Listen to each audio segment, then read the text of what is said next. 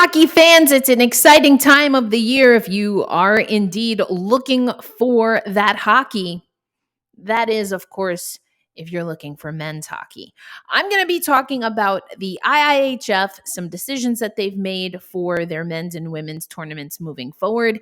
And then I'm going to take you over to Locked On NHL, where they get you ready for World Juniors happening in Edmonton and Red Deer. That's coming up on Locked On Kraken. You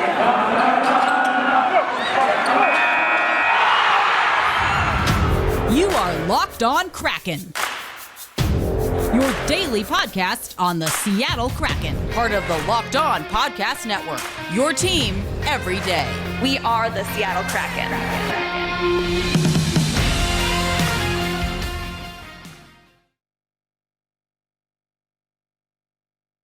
Hey, Seattle hockey fans, if you're watching, this is Christmas Eve, so wishing a happy holidays for all, whether you are celebrating this holiday or whether you celebrated Hanukkah, whether you're going to be celebrating Kwanzaa or anything else in between, wishing you and yours a happy, a merry, and a healthy. But for today's episode, we are going to go over the IIHF World Championships. Now, World Junior Championships on the men's side is set to happen this December through the new year. We've talked a little bit about that because our guy, Matty Beniers, our first ever entry draft pick, will be suiting up for Team USA.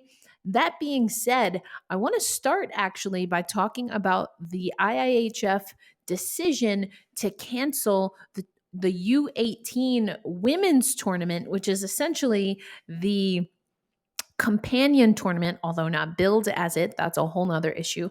But the IIHF slated to cancel a lot of their tournaments happening in January because of COVID concerns. I'm going to take you over to an article by Emily Kaplan of ESPN, kind of detailing some of what is going down. Now, since this article came out, we've already gotten word from the IIHF, but I still think Emily did a great job. So it's the headline is IIHF canceling January events, including U18 Women World Championships, sources say. So the International Ice Hockey Federation is canceling all of its January events because of the rise in COVID-19 cases and could announce the move as soon as Friday, sources told ESPN Thursday night. The cancellations include the 2022 U18 Women's World Championships in Sweden, making it the second straight year the IIHF will have not staged the tournament. Now that's where a lot of people are very much up in arms in the women's hockey space. You've seen everyone from Kendall Coyne Schofield to Hillary Knight to just all kinds of players. Tara Sloan, who's a personality for TSN. A lot of people very upset that the women's worlds have been canceled for a second year. And here's the thing, they're straight canceled. The IIHF is saying that they cannot reschedule in Sweden due to some of their COVID concerns and the like. And some people wondering, then why not just change the tournament? We saw that they did that for the IIHF Women's Worlds. They canceled the 2021 Worlds, the 2020 Worlds, excuse me. And in 2021, they honored that Canada was supposed to host. They were supposed to host in Halifax, Nova Scotia, but they moved the tournament to Calgary, Alberta. So a lot of people wondering why, instead of canceling the tournament for the second straight year, why not find ways to reschedule and just postpone the tournament? Because here's the thing, and I don't want this to get lost because I'm going to be honest, I kind of feel like it is getting a little bit lost. COVID is still an issue. And for me, the reason and rationale why you would host a juniors tournament on the men's side, given COVID concerns with fans, and why you can't host a women's tournament at all, even if you did it without fans, some of it is the jurisdiction, Sweden versus Canada.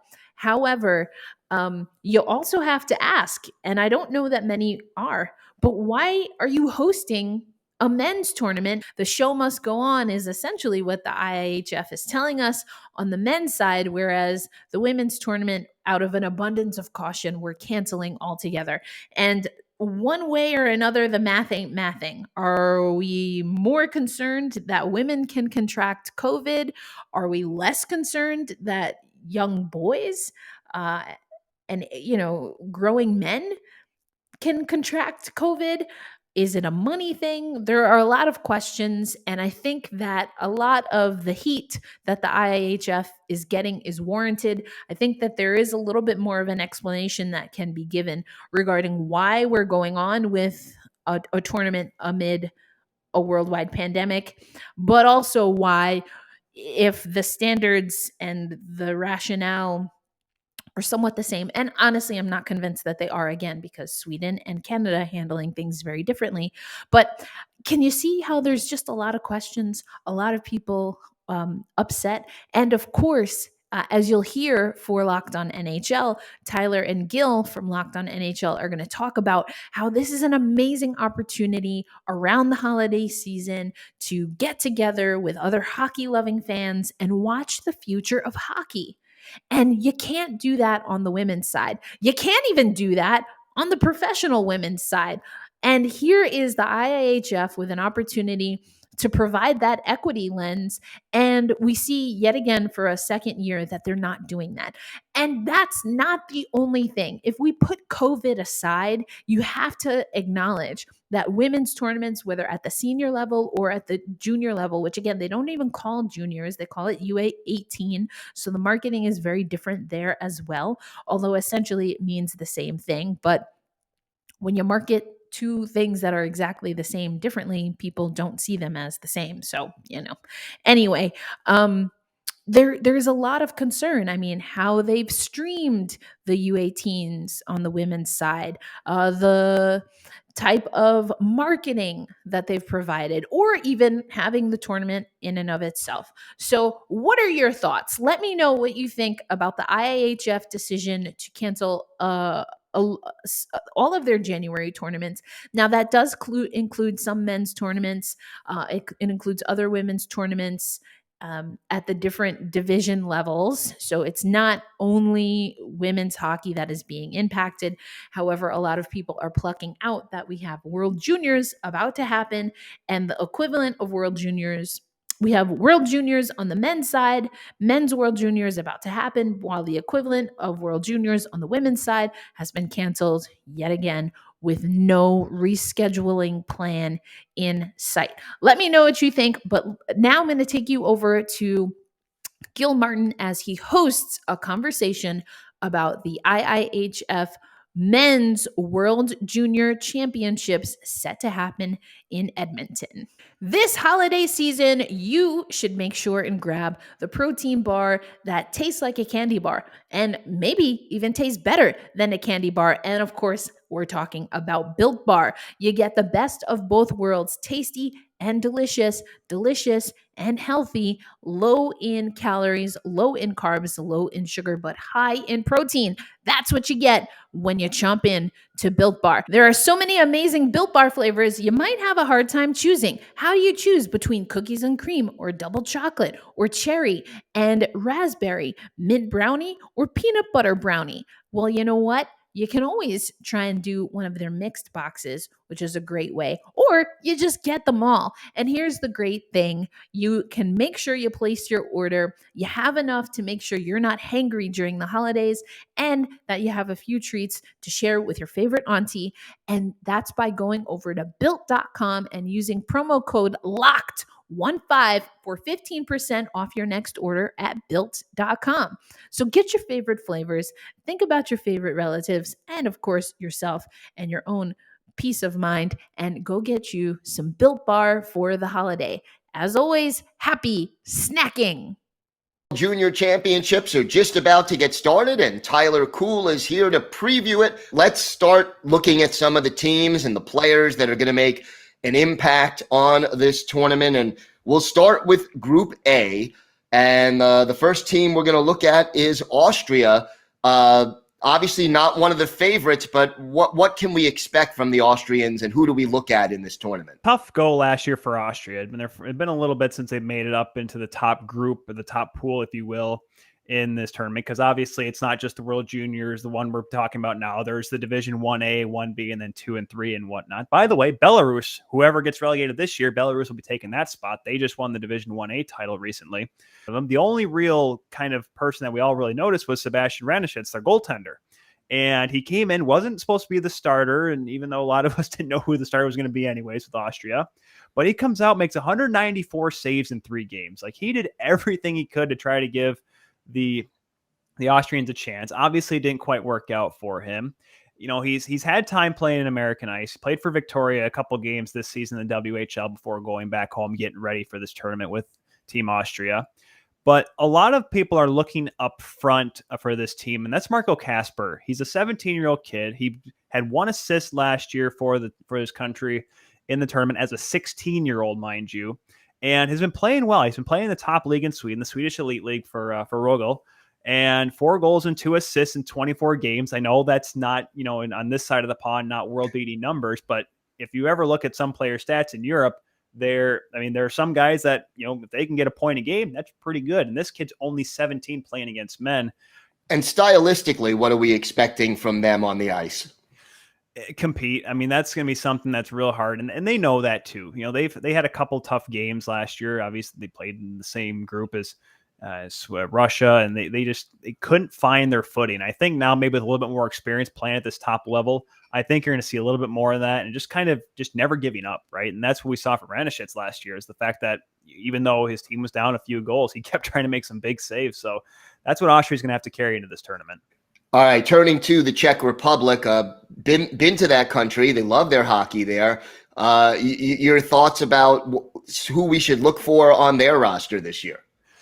Man, there's a couple guys that I'm really excited about. Jan Mysak, who is a Montreal prospect. This is his 3rd World Junior appearance. He's been around a time or two, and now he really knows what to expect. And the Czechs, they haven't won a medal in, it's been 16 years. It's going to be 16 years if they don't do it this year. The last one came in Grand Forks back in 2005, and they've finished out of contention. They've lost in the quarterfinals each of the last 3 years, and it's been a tough go for them. But I think Myshak's going to be the kind of guy they're going to have to rely on.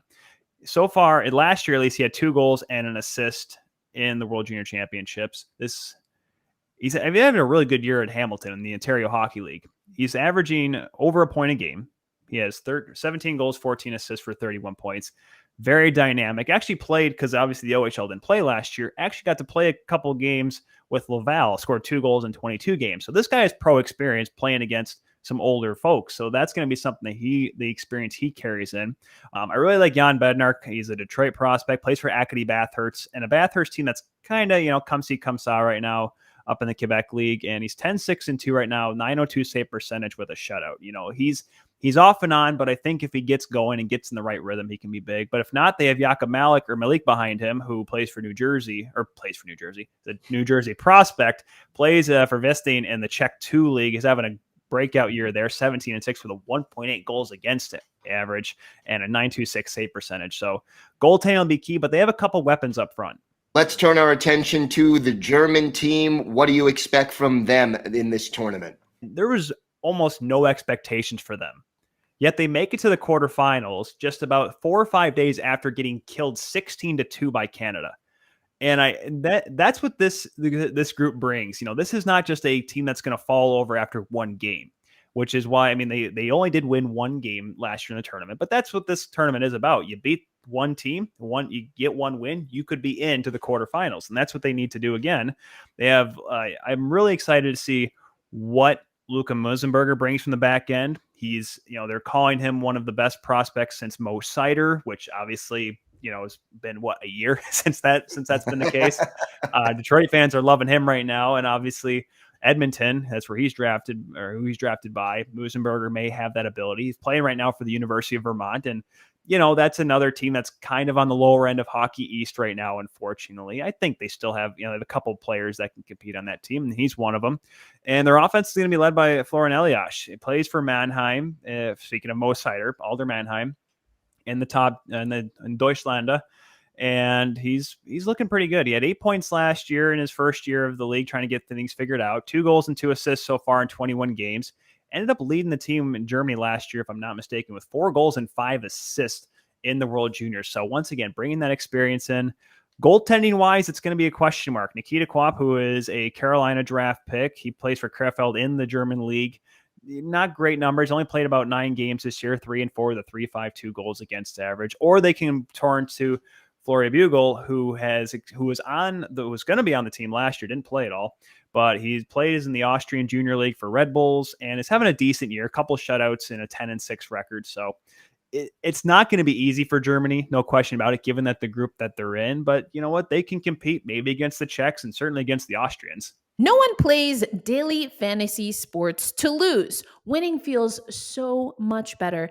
And traditional fantasy sports are long-term losing propositions, but don't fear, never fret. Stat Hero is here. Stat Hero is the first of its kind daily fantasy sports platform where it's you versus the house in a head-to-head fantasy matchup.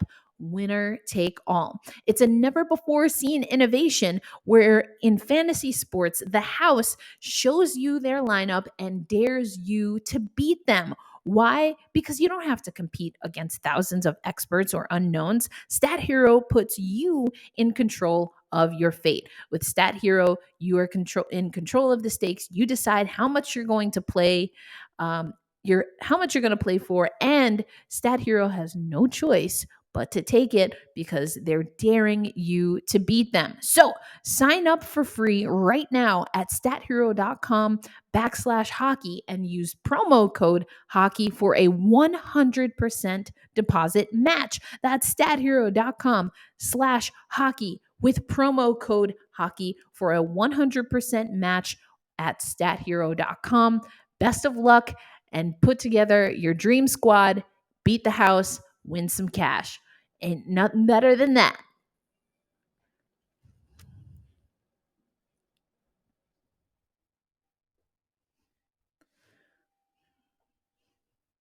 We're going to get back to Locked On NHL doing their World Championships primer. You heard a little bit about Group A. We're going to take you to Group B, and then Gil and Tyler also talking about what teams they expect to see competitive for medals. BetOnline has you covered this holiday season with more props, more odds, and more lines than ever before with their upgraded website and interface. But even with the upgrades, BetOnline remains your number one spot for all sports betting action this season. You can head to the website right now and get a 50% welcome bonus on your first deposit when you use promo code LOCKED ON over at betonline.ag. Again, that's a 50 welcome bonus on your first deposit when you use promo code LOCKED ON. From basketball, football, of course, the NHL, and even your favorite Las Vegas casino games, BetOnline is the fastest and easiest way to bet on all your favorite sports action. So don't wait to take advantage of all of the specials available for the 2021 season. BetOnline, where the game starts. Let's look at Finland. They're always a dangerous team. What do the Finns have in store for us this year? Boy, oh boy, they are a very interesting team. It's just like last year. It's going to come down to Finns and Canada in this group. I mean, they have Topi Niemela, who is another returning guy from last year, who had 2 goals and 6 assists in the World Junior Tournament. And you know what? They earned a bronze medal with guys like him, and he's a Toronto prospect for a reason. Now with Karpat, he's close to a point a game in Liga right now. He has 6 goals, 18 assists, and 24 points. Good skater, good shot. Just it looks very comfortable on the ice and in these situations. Love Joakim Kamel as well. He's a very young player. He's a draft eligible prospect. Plays for JYP in Liga. 18 points in 21 games played. Missed a little bit of time due to injury, but just came back right before that team is getting plans to move to Edmonton. And that's really important because he's going to bring a little bit of youth and a little bit of spunk. Played in the under 18s last year. Got to see him down in Frisco. Scored 3 goals. Looked very comfortable playing on a stage in the international stage. And I think he can certainly do something there. Goaltending, I mean, it's a toss-up between Joel Blomqvist and Levi Marinainen. Blomqvist will probably get the start game one. And he's a Pittsburgh prospect for a reason and is playing pretty well right now. And I had to look at these numbers. And I had to go back to look at his game charts to make sure they weren't a typo on Elite Prospects. With Karpat, he is 4-1-1 this season, so only a couple games, not too many. He has a .964 save percentage, 3 shutouts, and you ready for this, Gil? 0.73 goals against average. He's terrible. He's terrible. And the crazy part was I had to make sure, I'm like, okay, how good is this team? Because, we're going to get to Yaroslav Askarov here in a minute for Russia, and he plays for St. Petersburg in the KHL, who just pretty much dominate everybody. We don't need to talk about how or why they're amazing, but that's okay. But here's the thing, like Karpat's like 5th or 6th in the league right now in Liga. It's not like they're undefeated and killing everybody. This is a team that's battling. And when he's in net, they're pretty well set. Team Canada. So where do we stand with the Canadians? It's crazy. Some people are coming up to me. It's like, Canada, it's not Canada's year. And I'm like, I don't know what, because like there's a lot of players. So many players got cut from this team. And, myself, I'm on Locked On Caps. I was kind of bummed not to see Hendrix Lapierre get the opportunity, given the fact that he started the year with Washington in the National Hockey League. But when you look down this list, it's kind of hard to find a spot for him. I mean, obviously from Michigan. Hello, Maize and Blue Block M right here. We'll get to how many Michiganders are in this tournament when we get to the other group here in just a moment. But Owen Power and Kent Johnson, the 2 leading scorers on the Wolverines, they're on the team. Cole Perfetti, who plays pro hockey, played a couple games for the Jets this year, spent most of his time in Manitoba, point-a-game player there. He's also another returning guy. He's on the roster. And then you have the top prospect this coming draft, at least as of right now, Shane Wright. He's having not a crazy year in his second full season in the Ontario League, not as quite as great as he was in his rookie year. He had 66 points, led all rookies that year. So far, 30 points in 22 games. I know that's above a point a game, but there's a couple guys that have about 2 points a game right now in that league, which is pretty crazy. But then you also have the 17-year-old Connor Bedard, or 16-year-old Connor Bedard, excuse me. 16 years old. He joins the likes of Gretzky and McDavid, of guys that have gone to this tournament. And after being the WHL Rookie of the Year last season, my goodness, I mean, I saw him at the under-18s last year, where he scored 7 goals, 7 assists. He was one of the youngest players even there, and he dominated. Looked great in the gold medal game against Russia, and just so dynamic. It's hard not to say Canada's a favorite. I know we'd say that every year in this tournament, Gil, but I mean, even the goaltending, I mean, it's not like last year where it was, you're trying to figure out who's going to be the guy. Like this year, there's 3 goaltenders. You have Sebastian Casa, who is a Detroit prospect, looking really good for the Edmonton Oil Kings. Dylan Garand plays for the Rangers prospect, plays for Cam Loops. He's having a great year as well. He's 15-4 with a 185 goals against average. That's 2 dub goaltenders on this team that are good. And Brett Brochu, who is undrafted, quietly having a pretty good year in London, is a 248 goals against average with a 16-5-1 record. Played a game with Wilkes-Barre last year as well during the OHL's canceled season. So this team has 3 good goaltenders and a lot of good players in front of them. I mean, it's incredible. Let's turn our attention to Group B. Let's start off with the Swiss team. Switzerland is kind of a dark horse. They always have 1 or 2 really good players on their team, but the depth isn't always there. Where do they stand this year? Boy, I had high hopes for them last year. They had Marco Rossi coming in there, and I thought, man, this kid's going to tear it up. Gets hurt game 1. Then that just ruined their chances. But they have a couple guys that are someone to look at, and it was probably one of the perks of doing the under-18s last year with Bruce Levine, a couple other guys down in Texas broadcasting the games, because half of these teams are just like, I remember that guy. I saw that guy last year. And 2 of them that really stand out for me are on this team's blue line. Brian Zanetti, who ended up getting drafted by the Philadelphia Flyers this past summer. He's got 9 assists right now with Peterborough in a few games. Very good puck moving defenseman. And then Leon Bichel, who is almost impossible to miss. He's 6'5". He's a big, tall kid, big, tall drink of water. And he's playing in the top league right now with Lassans. He's still 17 years old. He was 16 when I saw him last. And I was like, man, this kid, he's going to be something here. And you know what? With his size and his mobility at his size, something that he can certainly develop into. He's going to be a guy, I'm not going to say a highly touted prospect this coming summer, Gil, but he'll be around in that middle of the pack where someone's going to really think that that's going to be a diamond that turned out of the coal there. Yeah, should be interesting. So your outlook for Switzerland? I hate to say it. I'm going to come out and say, I'm going to sound like, oh man, Russia, the United States are going to get killed, but Slovakia. No, I think, I mean, Kevin Pasha could be possibly the goaltender for this team. And I saw him last year. He plays with the Omaha Lancers in the United States Hockey League. There were some games, and they played Sweden and they played Canada, where they were just getting pummeled in shots. And even Belarus, because Belarus last year in the under 18s was this really sneakishly good team.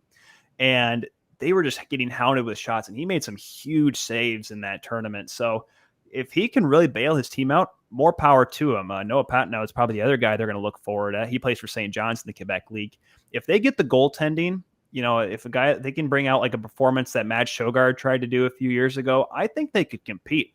It's once again, you just need to find a way to get possibly one win if you want to move on. And that's what they're going to have to try to do. And they may have offensively, it's going to be a little tough though, I think, for them. So, Tyler, continuing our look at Group B, Slovakia is the next team up on the list. And how do the Slovaks look coming into this tournament? Who are the key players to look for? They have a couple good returning players. Martin Kromiak, who is a Los Angeles prospect, and Alexei Mikluka are a couple other guys that I think are going to be the ones that look to bring in the veteran presence. Kromiak, who also plays for the Kingston Frontenacs with Shane Wright in the Ontario League. Those two guys really hook up pretty well. But it's going to be the guys that are draft eligible this year that I'm really interested to look at and see how they produce, because Juraj Slafkovsky, I mean, he was held pointless last year in the tournament. He looks like he's a little bit hungrier and once again, a little bit more mature as well playing this year. He's played a lot with the under 20 TPS team in Finland and the junior league there, has 18 points in 11 games, and has actually played quite a bit as well with the top team in Liga. He has only 4 points in 20 games, but once again, this kid's 17 years old playing against a lot of guys that are 27, 28, 29 years old, trying to simply make his way in pro hockey. And if he can produce the way he does in the Finnish league, just bringing that kind of compete level to this team, that's going to be important. Simon Nemec on the back end is going to be a very exciting, I think, prospect coming into this year's draft too. With Nitra this year, which is the Slovakian top league, he has 13 assists in 22 games. He had 4 assists last year, which I believe was either first or second among the Slovakian Blue Liners in last year's tournament as a 16-year-old. I mean, this kid's only going to get better and better and better. And I don't think that too many teams are going to pass him over, especially teams that need a defenseman, a good puck-moving defenseman. Goaltending is going to be another question mark, because Slovakia, unlike the Czech Republic, unlike their Czechoslovakian brethren, I don't know if they want me to call them that, but I did it anyways. I'm going to get some hate in the comments for it. But that may be their tough part. They have a couple of USHL goaltenders coming in here. Simon Lukashki, who is actually a Nebraska Omaha commit. So certainly he's going to be ready to play next level hockey coming in next season. Actually does certainly have some winning to his pedigree. Last year winning the Clark Cup with the Chicago Steel, and is playing pretty well with the Madison Capitals this year. He's bounced around the league despite as good as he is. 11-5-1 with an .892 save percentage. Not amazing numbers. Radoslav Eliash will probably be his backup. He plays for the Green Bay Gamblers. So goaltending may be the weak spot, but they certainly have a couple of good young pieces up front that can maybe cause some havoc. All right. Sweden, always competitive in these international tournaments, whether it's the World Juniors or the Olympics. Where do they stand this year? Well, they don't have the pressure of keeping that round robin streak, the winning streak they've had since, gosh, I forgot how many years it was, but it was 54 games. I just remember that. And at least they don't have to worry about that anymore. Now they can try to focus on winning, because that's been the case. Oh, they go 4-0 in group play. Awesome. Knocked out in the semis. Knocked out, losing the gold medal game to Canada. So it was just crazy how they found ways to lose games since winning it all in 2012. But they have, I mean, the team I saw last year in the under 18s is just about the same team we're seeing this year. Simon Edmondson on the back end, big kid, good skating defenseman, 6'4", I think he is, 6'4", 6'5". I know my friend Rachel Johnson is going to come flying through here and say, but anyway, so there's a reason why Steve Yzerman took him in the first round of this year. He's really good at moving the puck well. Alexander Holtz, who's been playing a lot with the Utica Comets of the American League, the New Jersey Farm Club, 10 points in 11 games this year. This is also, we're talking about some other guys that have played. This is his third World Junior Championships as well. In 12 games, he's got 8 points. So he's really looking to have a real breakout year with that maturity that he has. People are comparing him to Lucas Raymond, which is a dangerous thing to do, because A, for other teams, oh, watch out, he's pretty good. Or B, it's like, wow, you're comparing him to a Calder candidate. That's Right. quite the No pressure. notoriety there. No pressure at all. And also on the line, there's been talks that he's going to get put on the line with Oscar Olesen, who's a Colorado prospect, and William Eklund, who was a San Jose prospect. Well, Eklund was actually supposed to be on the team last year. Unfortunately, Sweden had so many COVID issues. He was one of them. So he actually, unfortunately, had to sit out. So I think he'll be hungry and ready to help Sweden kind of make a run this year. All right. Team Russia, always competitive. Again, one of those teams that, consistently competing for the top. Where are they going to be this year? Oh, man. It's one of those. This is one of those teams since winning in 2011. It's like, all right, Russia's got this much talent, and it just finds ways to lose games in weird ways, right? Like whether it be in the semis or even in the gold medal game. But goaltending, it's going to be Yaroslav Askarov, third World Junior Tournament. I'm pretty sure I'm pretty sure Canada, they see him back on the roster thinking, is he going to hold on to his stick this year? I don't know. Askarov's stick, I'm pretty sure his Twitter's been quiet, but I am pretty sure he's ready to make a comeback in this tournament here. But there's no question, though. Askarov, there's a reason why Nashville took him, right in the middle of that first round a couple of years ago. He is still a very good goaltender, having great numbers with SK St. Petersburg player. And they have a good blue line as well. Shakir Mukhtamidulin from New Jersey prospect and Kirill Kirsanov from the LA Kings system. Those are the guys in the back end. They're a good team. It's just whether or not they actually can get it done when it matters. That's going to be the big question with the Russians, as it always has been. And last but not least, Team USA. How do the Americans look heading into this tournament? People are hammering down to the ground that this is not going to be the US's year. And I can understand why, because last year, Gil, this team had Spencer Knight and Dustin Wolf as their two goaltenders. I think that's a pretty darn good tandem, if you ask me. Now, Spencer Knight hasn't had the greatest start to this season in the National Hockey League, hence why he's in Springfield, but there's a reason why he was in the NHL last year, because of how good he was at Boston College and in this tournament.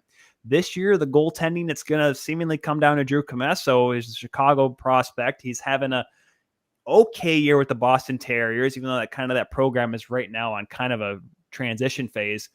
But that's going to be probably the big question mark. Up front, they're great. Holy cow. Matty Beniers up there. Brett Berard, who's having a breakout year with the Providence College. He's right now tied for fifth in the country in goals with 12. He's a New York Rangers prospect as well. Sasha Pasajov, tied for second in the Ontario League, playing for Guelph. Mentioned Guelph playing London right now. He's unfortunately not there, which is a bummer for them because he's got 20 goals so far in 26 games. The Anaheim prospect's looking good. On the back end, you have Jake Sanderson and Luke Hughes. Yes, another Hughes in the NHL coming up, kids. He's going to go play with his brother Jack in New Jersey here in a year or two. This team is really good. But yeah, to my point, the goaltending is going to be the big question. They have the talent to put the puck in the net and the defense to do what they can to keep it out. Just will they get the big saves that they saw from Spencer Knight in the last couple of years? That is where the big question mark with this team coming through. I still have them finishing a top Group B, no question. But if they can't get the saves, that's going to hurt come the medal round. Thank you, as always, for listening to Locked On Kraken and making it your first listen of the day. I got a hockey assist from Tyler and Gil over at Locked On NHL today, but don't fret. Next week, we will be keeping up with Beniers Watch. We're going to keep an eye on our prospect. We're going to focus on prospects. Matty Beniers Watch is coming up, but first, on Monday, is the 100th episode of Locked On Kraken. And we have an extra special guest. I've told you to make your estimated guesses. Who do you think is the special guest for the 100th episode of Locked On Kraken? I'm pretty excited. This person's got maybe more energy than me, which is saying a lot. But I'm so excited to have our special guest, and we're going to celebrate 100 episodes on Monday. And then get you ready for all things World Championships, World Juniors on the men's side of things. We'll see if the IIHF comes back with anything regarding the women's U18 tournament. And of course, then we're getting ready for the Seattle Kraken to return to the ice. We'll be getting ready for the new year. And in the new year, that also brings the 2022 Winter Olympics. And me, your host, Erica Lindsay Ayala, will be in Beijing for all the men's and women's hockey tournament. Don't forget also that we're going to continue our series with Ann Kimmel to get you ready for the Paralympics and sled hockey as well. So never fear, plenty of hockey coverage right here for Locked On Kraken. Thank you for making us your first listen. As I mentioned, thank you so much for being along this wild ride for 99 episodes with Monday making 100. Until then, I am your host, Erica Lindsay Ayala of Locked On Kraken, reminding you to hold fast, stay true, and as we always say here, let's go Kraken!